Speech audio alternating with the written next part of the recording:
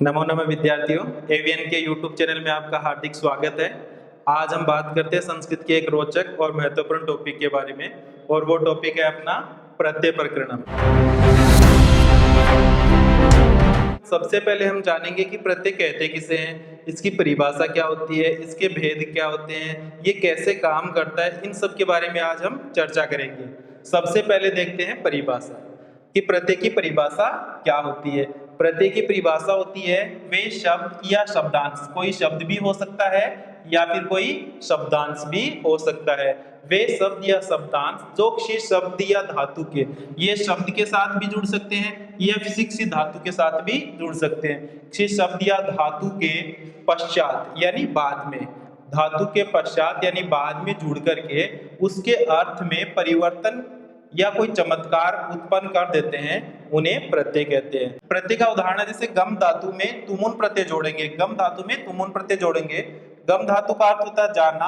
अब तुमुन जो प्रत्यय होता है इसका केलिय अर्थ में तुमुन प्रत्यय का प्रयोग किया जाता है, केलिय अर्थ में। अब जब हम गम धातु में तुमुन प्रत्यय जोड़ेंगे तो शब्द बनेगा गंतुम, और इसका अर्थ हो जाएगा जाने के लिए। यानी प्रत्यय जोड़ने पे शब्द या धातु का अर्थ है वो क्या हो जाएगा, परिवर्तित हो जाएगा, परिवर्तन हो जाएगा उस शब्द में, उस धातु में, और उसके अर्थ में चमत्कार या विशेषता उत्पन्न हो जाएगी। ये एक प्रत्यय की परिभाषा है, या ये कह सकते हो यही प्रत्यय की एक खासियत होती है। लेकिन इनका एक चीज और ध्यान रखने योग्य है कि इनका स्वतंत्र कोई अर्थ नहीं होता, यानी इन प्रत्ययों का स्वतंत्र कोई अर्थ नहीं होता। अगर मैं यूं कहूं कि ये जो तुमुन प्रत्यय है, अगर इस तुमुन प्रत्यय का कहीं पर हम प्रयोग करेंगे तो इसका अपना खुद का स्वतंत्र कोई अर्थ नहीं है, जब तक कि हम इसे किसी धातु या शब्द के साथ प्रयुक्त नहीं करेंगे।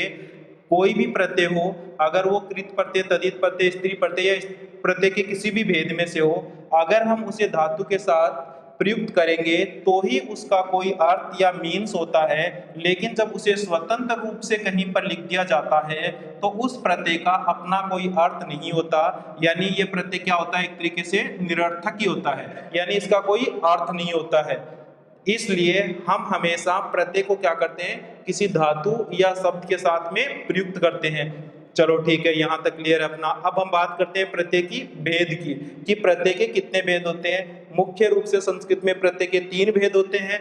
पहला होता है कृत प्रत्यय, दूसरा होता है तद्धित प्रत्यय, और तीसरा होता है स्त्री प्रत्यय। कृत प्रत्यय की अगर हम बात करें तो कृत प्रत्यय हमेशा धातुओं के साथ प्रयुक्त होते हैं। कृत प्रत्यय हमेशा किसके साथ प्रयुक्त होते हैं, धातुओं के साथ। अब हम आगे बढ़ते हैं तद्धित प्रत्यय। तद्धित प्रत्यय हमेशा क्या होते हैं, शब्दों के साथ। अब शब्दों में कौन से हो सकते हैं, संज्ञा शब्द भी हो सकते हैं, सर्वनाम शब्द भी हो सकते हैं, विशेषण भी हो सकते हैं। इन सब के साथ जिस प्रत्यय का प्रयोग किया जाता है वो तद्धित प्रत्यय कहलाता है। अब हम बात करते हैं स्त्री प्रत्यय की। जैसे कि नाम से ही पता चल रहा है स्त्री प्रत्यय, स्त्री प्रत्यय क्या काम आते हैं, अगर कोई पुल्लिंग का शब्द होता है उस पुल्लिंग के शब्द को स्त्रीलिंग में चेंज करने के काम आते हैं, यानी पुल्लिंग से स्त्रीलिंग बनाने के लिए स्त्री प्रत्ययों का प्रयोग किया जाता है। जैसे अगर हम ये बात करें तुमुन प्रत्यय की, ऊपर जैसे हमने लिखा था ये गम धातु है, अब इस धातु के साथ जो प्रत्यय जुड़ेगा उसे हम कृत प्रत्यय कहेंगे, जैसे ये तुमुन प्रत्यय है। अब उसी प्रकार तद्धित प्रत्यय, जैसे ये एक धन एक शब्द है, अब इस धन शब्द के साथ अगर कोई प्रत्यय जुड़ता है, जैसे ये मतु प्रत्यय है, अगर धन शब्द के साथ मतु प्रत्यय का प्रयोग करेंगे तो शब्द बनेगा धनवान। अब यहाँ पे ये मतु क्या है, तद्धित प्रत्यय है। अब हम बात करें अगर स्त्री प्रत्यय की, जैसे शब्द है बाल, बाल का मतलब यहाँ पे बच्चे से है। अगर बाल शब्द है ये पुल्लिंग का है, अगर हमें इसे स्त्रीलिंग बनाना है, जैसे अगर इसका स्त्रीलिंग बनाएंगे तो इसका स्त्रीलिंग बनेगा बाला। तो बाल से बाला बनाने के लिए जिस प्रत्यय का प्रयोग किया है वो स्त्री प्रत्यय है। जैसे यहाँ पे टाप प्रत्यय का प्रयोग किया जाता है, बाल शब्द में टाप प्रत्यय का प्रयोग करते हैं तो बाला शब्द बनता है, बाला स्त्रीलिंग का है और बाल शब्द पुल्लिंग का है। इस प्रकार पुल्लिंग से जिसे स्त्रीलिंग बनाने में प्रयुक्त किया जाए वो स्त्री प्रत्यय होता है, और शब्दों के साथ जिनका प्रयोग किया जाए वो तद्धित प्रत्यय होता है, और धातु के पश्चात जिनका प्रयोग किया जाए वो कृत प्रत्यय होता है। अब हम देखते हैं प्रत्यय के कुछ उदाहरण। अब हम बात करते हैं प्रत्यय के भेद की। प्रत्यय का प्रथम भेद होता है त्वेत प्रत्यय। जो त्वेत प्रत्यय है ये कृत प्रत्यय का ही एक भेद होता है, यानी जो कृत प्रत्यय, तद्धित प्रत्यय, स्त्री प्रत्यय 3 प्रत्ययों के भेद होते हैं, उनमें कृत प्रत्यय का ये प्रथम भेद होता है त्वेत प्रत्यय। अब हम पढ़ते हैं त्वेत प्रत्यय के बारे में। त्वेत प्रत्यय है, इसका सिर्फ त्वे भाग शेष रहता है, यानी जो ये त्वेत है इसमें से जो ये हलंत है इसका लोप हो जाएगा और सिर्फ इसका त्वे शेष रहता है। अब इसका जो अर्थ होता है ये चाहिए या योग्य अर्थ में प्रयुक्त होता है, यानी जब धातुओं के बाद में त्वेत प्रत्यय जोड़ा जाएगा तो या तो उसका चाहिए अर्थ होगा या फिर उसका योग्य अर्थ होगा। इन दो अर्थों में त्वेत प्रत्यय का प्रयोग किया जाता है। अब हम जैसे बात करते हैं कि ये किस प्रकार से काम करते हैं, किस प्रकार से ये प्रयुक्त होते हैं। जैसे गम धातु होती है, गम का मतलब होता है जाना। अगर गम धातु के साथ त्वेत प्रत्यय का प्रयोग किया जाएगा, जैसे हमें पता है कि त्वेत प्रत्यय का जब हम प्रयोग करते हैं तो त्वेत का त्वे भाग शेष रहता है, त्वेत का त्वे भाग शेष रहता है। अब गम धातु में जब त्वेत प्रत्यय जोड़ेंगे तो इसका शब्द बनेगा गंतव्य है। अब इसके बाद में आगे एक शब्द इसका गंतव्य भी बनता है और इसके बाद में इसका एक आगे गंतव्य में बनता है। तीन प्रकार से बनते हैं। अब तीनों क्यों बनते हैं? क्योंकि ये गंतव्य जो शब्द होता है ये पुल्लिंग में प्रयुक्त होता है, गंतव्य जो शब्द होता है ये स्त्रीलिंग में प्रयुक्त होता है और जो गंतव्य शब्द होता है ये नपुंसकलिंग में प्रयुक्त होता है। इस प्रकार हम ये कह सकते हैं कि त्वेत प्रत्यय के जो रूप होते हैं वो तीनों लिंगों में चलते हैं, पुल्लिंग में भी चलते हैं, स्त्रीलिंग में भी चलते हैं और नपुंसकलिंग में भी चलते हैं। जैसे अगर पुल्लिंग की हम बात करें तो पुल्लिंग में इसके जो रूप है वो राम शब्द के अनुसार चलते हैं। जैसे राम है, रामो, रामा होता है, उसी प्रकार इसके पुल्लिंग में रूपे चलते हैं। अब बात करें स्त्रीलिंग में, स्त्रीलिंग में इसके जो रूप होते हैं वो बालिका या रमा शब्द के अनुसार चलते हैं। जैसे बालिका, बालिके, बालिका, उस प्रकार से इसके चलते हैं। अब बात करें नपुंसकलिंग की, तो नपुंसकलिंग में इसके जो शब्द रूप है या जो इसके शब्द है वो फल के समान चलते हैं। फलम, फले, फलानी, इस प्रकार से गंतव्यम, गंतव्य, गंतव्यानि इसके रूपे चलते हैं। अब इसका एक नियम होता है, नियम ये होता है कि अगर धातु के साथ ई, उ और री तो इनको परिवर्तित कर दिया जाता है, यानी इनमें गुणादेश कर दिया जाता है। इनमें क्या कर दिया जाता है? गुणादेश, इनको गुण बना दिया जाता है। गुण का तात्पर्य है कि ई का तो क्या बन जाएगा? ए बन जाएगा, उ का क्या बन जाएगा? ओ बन जाएगा और री का क्या बन जाएगा? अर बन जाएगा। ये गुणादेश कर दिया जाता है धातुओं के अंदर। जैसे उदाहरण से हम इसे समझेंगे कि कैसे होता है। जैसे नी एक धातु है, नी धातु में जब हम त्वेत प्रत्यय जोड़ेंगे तो नी के अंदर जो ये ई मिला हुआ है इस ई को हम क्या करेंगे? गुणादेश करेंगे। तो ई का जब गुणादेश होगा तो इसका क्या बन जाएगा? ए, तो ये बन जाएगा ने और त्वेत प्रत्यय का शेष रहता है त्वे और शब्द बनेगा नेतव्य है। अब हम बात करते हैं जैसे शुरू में, शुरू के अंदर यहाँ पे उ है तो उ का गुणादेश होगा, तो उ का गुणादेश क्या होता है? ओ। अब यहाँ पे क्या बनेगा? श्रो। आगे त्वेत प्रत्यय का शेष क्या बचता है? त्वे, शब्द क्या बनेगा? श्रोतव्य है। अब हम बात करते हैं क्री की।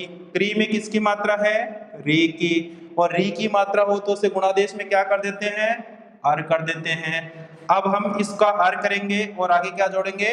त्वेत प्रत्यय जोड़ेंगे, तो शब्द क्या बनेगा हमारे पास? कर्तव्य है। शब्द क्या बन जाएगा? कर्तव्य है। ये तीनों शब्द कौन से लिंग में है? ये तीनों शब्द पुल्लिंग में है। अब इसी प्रकार इनके आगे स्त्रीलिंग बन जाएंगे और आगे इनके क्या बन जाएंगे? नपुंसकलिंग भी बन जाएंगे। यहाँ पे हमने बात की इसके एक नियम की कि अगर धातु के साथ में ई, उ, री हो तो उनको क्या कर दिया जाता है? गुणादेश कर दिया जाता है। ई का क्या कर दिया जाता है? ए, ओ का क्या कर दिया जाता है? ओ, और री का क्या कर दिया जाता है? अर।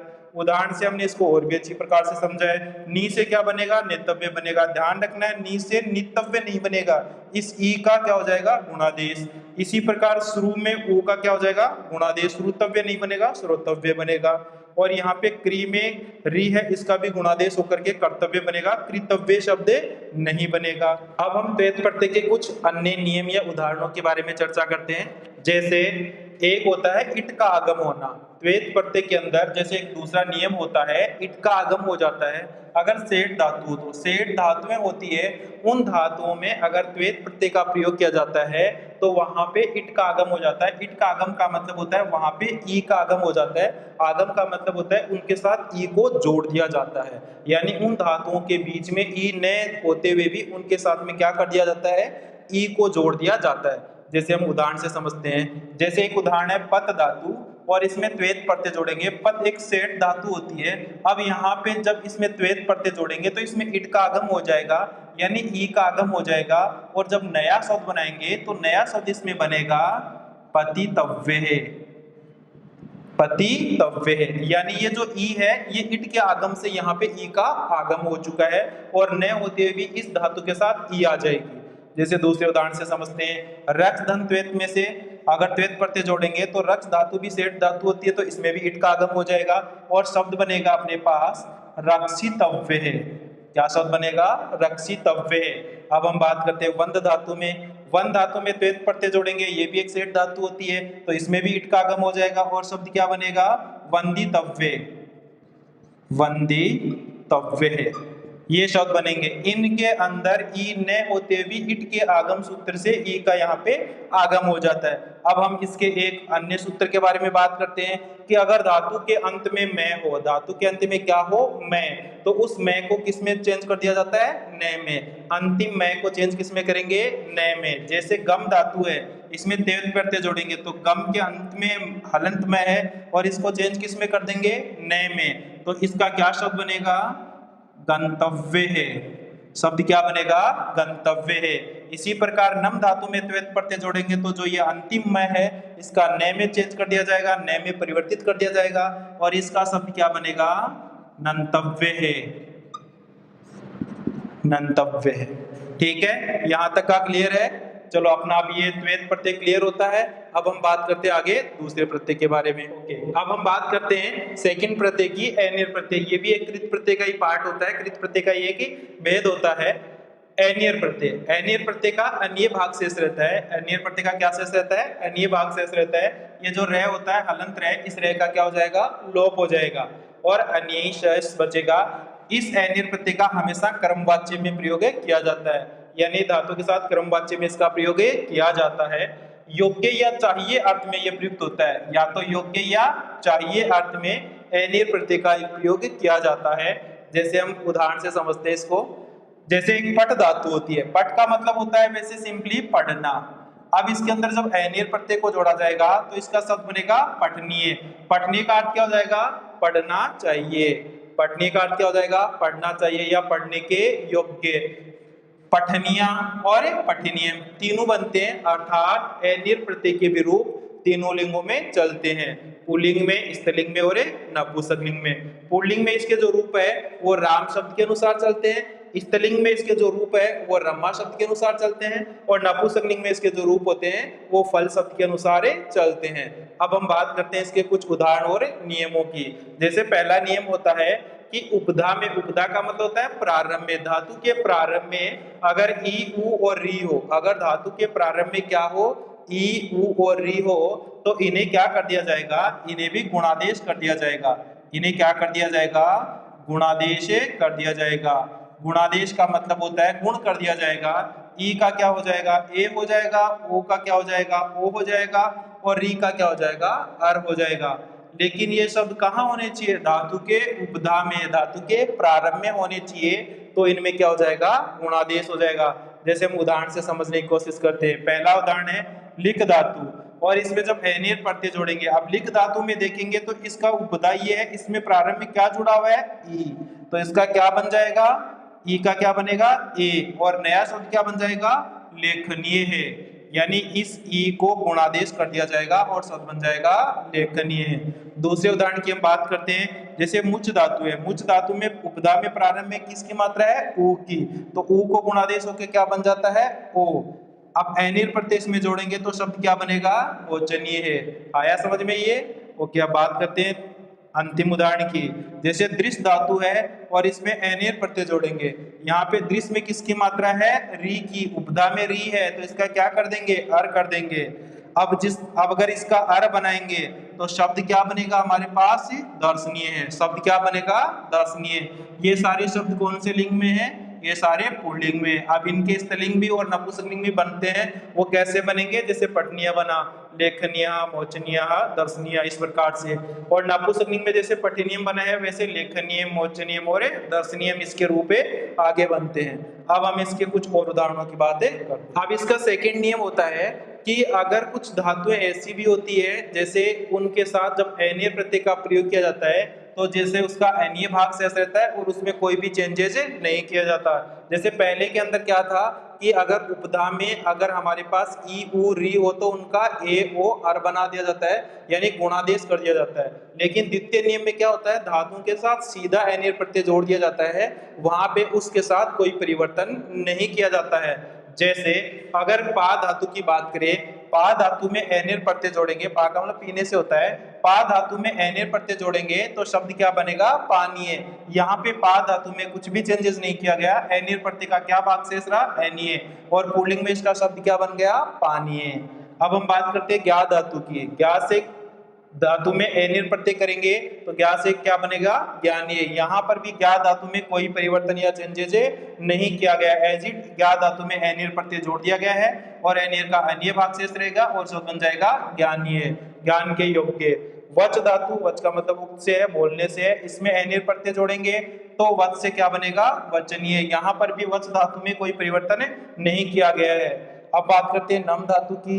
नम धातु में जब एनियर प्रत्यय जोड़ेंगे तो नम से क्या बनेगा, नमनीय। यहाँ पर भी नम धातु में कोई परिवर्तन नहीं होता है। अब हम बात करते हैं तेज धातु की। तेज धातु में जब एनियर प्रत्यय को जोड़ा जाता है तो तेज से बनता है तेजनीय। तेज का मतलब होता है त्यागने से होता है। अब बात करते हैं दंड धातु की। दंड धातु में भी जब एनियर प्रत्यय जोड़ा जाता है तो दंडनीय शब्द बनता है। यहाँ पर भी दंड धातु में कोई चेंजेस या परिवर्तन नहीं होता है। इस प्रकार इस नियम के अनुसार कि कुछ धातुएं ऐसी होती है जिनमें जब एनियर प्रत्यय का प्रयोग किया जाता है तो वहां धातु के साथ कोई चेंजेस या परिवर्तन नहीं होता है और धातु में एनियर प्रत्यय जोड़ करके उसका एनीय भाग जो शेष बचता है वो धातु के अंत में जोड़ दिया जाता है। ये सारे पुल्लिंग में इनके शब्द बने हुए हैं, वैसे इनके स्त्रीलिंग भी बन सकते हैं और इनके नपुंसकलिंग भी बन सकते हैं। जैसे पानीय का पानिया, ज्ञानिया, वचनिया, नमनिया, तेजनिया और दंडनिया, ये इसका स्त्रीलिंग हो जाएगा। और नपुंसकलिंग में पानीयम, ज्ञानियम, वचनियम, नमनियम, तेजनियम और दंडनियम इसका नपुंसकलिंग में बन जाएगा। यहाँ पे अपना ये एनियर प्रत्यय है ये खत्म होता है। उम्मीद करता हूँ आप लोगों को ये वीडियो अच्छा लगा होगा। अगर वीडियो आपको अच्छा लगे तो लाइक शेयर सब्सक्राइब जरूर करें। धन्यवाद।